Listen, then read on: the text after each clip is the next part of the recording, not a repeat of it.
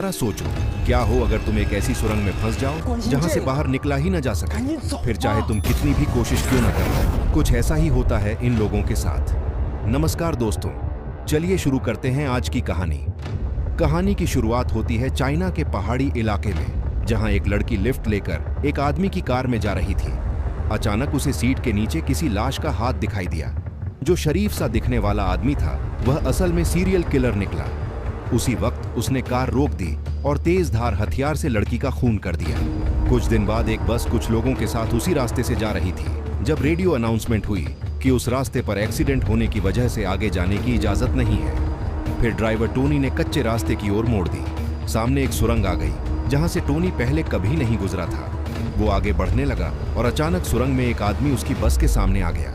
इस सुनसान सुरंग में वह अकेला क्या कर रहा था, ये सोचकर सब डर गए। लेकिन वो आदमी पैसेंजर बनकर बस में चढ़ गया। ली ने अपने अखबार में देखा कि आदमी तो एक वांटेड क्रिमिनल है, लेकिन वह बिना बात खतरा मोल नहीं लेना चाहता था, इसलिए वह कुछ बोला नहीं। अब चलते चलते पूरे 20 मिनट हो चुके थे, लेकिन बस अब भी सुरंग में ही थी। टोनी भी जानता था कि देश की सबसे बड़ी सुरंग को पार करने में भी 10 मिनट ही लगते हैं, लेकिन यह सुरंग तो खत्म ही नहीं हो रही थी। आखिरकार सबने वापस मुड़ने का फैसला किया, लेकिन फुल स्पीड में 30 मिनट चलने के बाद भी वह शुरुआत तक पहुंच ही नहीं रहे थे। यह एक अंधेरी सुरंग थी जिसका कोई अंत नहीं था। सब डर कर बस से नीचे उतर गए।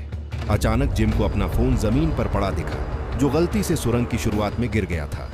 अब यह साफ हो चुका था कि यह कोई आम सुरंग नहीं है। ली ने आगे बढ़कर कहा कि उन्हें चलकर बाहर का रास्ता ढूंढना चाहिए, लेकिन घना अंधेरा होने की वजह से वहां कोई भी आसानी से गुम हो सकता था। इसलिए जिन ने उसे अपना ऊन का गोला दिया। ली एक हिस्सा लेकर आगे बढ़ने लगा और दूसरा हिस्सा वांग नाम के दूसरे पैसेंजर के पास था। तभी सुरंग वाले अनजान आदमी ने कहा कि वो भी ली के साथ चलेगा। उस आदमी का नाम जियान है। कुछ देर बाद वहां धुंध पड़ने लगी और बस के लोगों को दूर से 2 आदमी उनकी तरफ आते दिखाई दिए। सब उनका सामना करने को तैयार थे, लेकिन यह कोई और नहीं बल्कि ली और जियान ही थे। सुरंग बिल्कुल सीधी थी, लेकिन फिर भी न जाने कैसे लोग घूमकर एक ही जगह पहुंच जाते थे। अब वह फंस चुके थे, इसलिए ली ने सारी खाने पीने की चीजें सभी लोगों में बांट दी। अब चारों आदमी फिर से रास्ता ढूंढने निकले, जबकि औरतें और बच्चे बस में ही रुक गए। थोड़ी देर बाद जिन ने देखा कि सिर्फ 30 मिनट में ही उनकी बस पर धूल जम चुकी थी। घबराकर उसने सबको उठाया और बस से बाहर ले आए। उधर चारों आदमी भी एक बार फिर से वहीं पहुंच गए। टोनी ने देखा कि उनका खाना भी एकदम सड़ चुका था। इसका मतलब अब यह था कि इस भूल भुलैया में समय भी असली दुनिया के मुकाबले ज्यादा तेजी से बढ़ रहा था। उन्होंने बस में देखा तो उन्हें पूरी सुरंग का एक नक्शा दिखाई दिया, जो न जाने कौन वहां रखकर चला गया था। ली ने नक्शा समझने की कोशिश की, लेकिन उसी वक्त लाइट चली गई और अचानक ली भी गायब हो गया। वहां खून के निशान थे, जिसका पीछा करते करते सब एक खोखली दीवार तक पहुंच गए। उसे तोड़कर वो एक अजीब से कमरे में पहुंचे, जहां बहुत से गुम हो चुके लोगों की तस्वीरें थीं। वहां पूरी जगह का इंजीनियरिंग डायग्राम पड़ा था।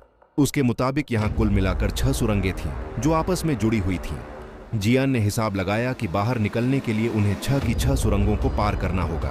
उसके मुताबिक इसी कमरे में दूसरी सुरंग का रास्ता मिलेगा। कमरे में उन्हें एक अजीब सा कैलेंडर भी मिला, जिस पर सिर्फ 15 जुलाई की ही डेट थी। जियान ने उसे फाड़ दिया और उसके पीछे एक खुफिया दरवाजा मिला। उनके जाने के बाद कमरे के टीवी में एक औरत दिखाई दी, जो एक छोटी सी गुफा में कैद थी। इसके बाद वो सब दूसरी सुरंग में पहुंचे, जहां उन्हें उसी जगह पर अपनी बस मिली, लेकिन बस को देखकर ऐसा लग रहा था मानो वो महीनों से वहां खड़ी हो। बस में उन्हें अचानक से नूडल्स मिल गए, लेकिन टोनी ने बंदूक की नोक पर खाने पर कब्जा कर लिया। क्योंकि यहां पर समय बहुत तेजी से बढ़ रहा था, इसलिए सबको बहुत जल्दी भूख लग गई, जिसकी वजह से वे जानवरों की तरह बर्ताव करने लगे।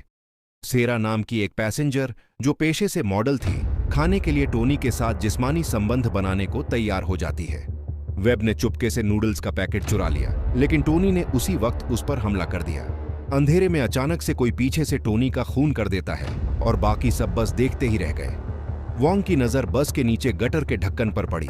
उसके अंदर जाने पर वे सभी एक और अजीबोगरीब कमरे में पहुंच गए। इस बार टीवी पर वह लड़की धीरे धीरे गुफा में डूब रही थी। ग्रुप को एक बार फिर वही कैलेंडर दिखा, जिसके पीछे एक और खुफिया दरवाजा था।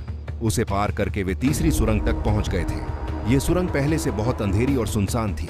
यहाँ भी बस मौजूद थी, लेकिन उसमें सांप भर चुके थे, मानो बस वहां सालों से खड़ी हो। अचानक वांग ने बंदूक निकाल ली और कहने लगा कि जब जब कोई मरा है, उन्हें खुफिया रास्ता मिला है। इसलिए यहाँ से सही सलामत बाहर निकलने के लिए अगर उसे उन सब की जान भी लेनी पड़े तो वह ले लेगा। उसने जिम के हाथ से जेन के कंधे पर गोली चलवा दी। उसने उनके साथ आए दोनों बच्चों को कमरे में ले जाकर पीटना शुरू कर दिया और फेंग को भी गोलियों से भून दिया। उसने सारा का भी गला दबाकर मारने की कोशिश की, लेकिन उससे पहले ही किसी ने पीछे से आकर उसका काम तमाम कर दिया। उसकी मौत के बाद अब उन लोगों को एक और खुफिया रास्ता मिला जो चौथी सुरंग में खुलता था। तभी जिन नाम की औरत जो प्रेग्नेंट थी, उसकी डिलीवरी का समय आ गया और सेहरा और चैन मिलकर बस की तलाशी लेने लगे। यह सुरंग लोगों का मानसिक संतुलन बिगाड़ देती है, इसलिए सेहरा को अजीबोगरीब लोग दिखाई देने लगे। डर कर वो बस से बाहर भागी, लेकिन उसके चारों ओर लाशें ही लाशें थीं। वहीं उसे एक शीशा दिखा और उसमें देखते ही किसी ने उसे पीछे से मार डाला। यान, जिंग और पार्क आगे बढ़ने लगे, लेकिन रास्ते में ही जिग का बेटा मर गया। अचानक जिग अपना मानसिक संतुलन खो देता है और एक चाकू से जियन को भी मार देता है। जियन की आंख खुली तो वो एक सीक्रेट हॉस्पिटल में था। असली कहानी एक आर्मी ऑफिसर ने समझाई। असल में कहानी की शुरुआत में जेम्स नाम का जो सीरियल किलर हमने देखा था, उसे पुलिस ने पकड़ लिया था, लेकिन एक्सीडेंट होने की वजह से वह कोमा में था। जेम्स ने कई औरतों को किडनैप करके मार डाला था, लेकिन सैरा नाम की एक लड़की अभी भी जिंदा थी। लेकिन जेम्स के अलावा कोई नहीं जानता था कि वह कहाँ है। उसके कोमा में होने की वजह से उन्होंने एक साइकोथेरेपिस्ट को जेम्स के दिमाग में भेजकर लड़की का पता लगाने का फैसला किया। यह थेरेपिस्ट जीन ही था और असल में वह लड़की सैरा जीन की पत्नी है। यानी कि अब तक जो कुछ भी हुआ वो सिर्फ जेम्स के दिमाग में चल रहा था, जो हमने जीन की नजरों से देखा। उसे अब तक यही पता चल पाया था कि उसकी पत्नी किसी नदी के आसपास कैद है, लेकिन तेज बारिश की वजह से अगले 36 घंटों में नदी के आसपास की सारी गुफाएं पूरी तरह पानी से भर जाएंगी। जेन ने आर्मी ऑफिसर को बार बार दिखने वाली तारीख 15 जुलाई के बारे में बताया। ऑफिसर ने कहा कि इसी दिन जेम्स के माँ बाप की मौत हो गई थी। उसकी माँ का एक ड्राइवर के साथ चक्कर था, जिसका पता उसके बाप को चल गया था। उसकी माँ ने अपने पति को मारकर अपनी भी जान दे दी थी।